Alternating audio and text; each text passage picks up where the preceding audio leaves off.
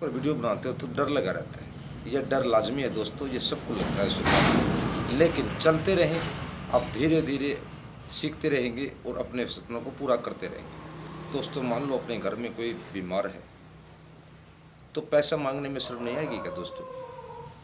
अगर आपके पास पैसा नहीं है और हॉस्पिटल में मांग लिया कि 1 लाख रुपए ऑपरेशन में लगेंगे या किसी बीमारी में लगेंगे, तो क्या करोगे दोस्तों? फिर भी तो शर्म लगेगी दोस्तों किसी से मांगने में। तो अपनी वीडियो बनाने में क्या शर्म है दोस्तों?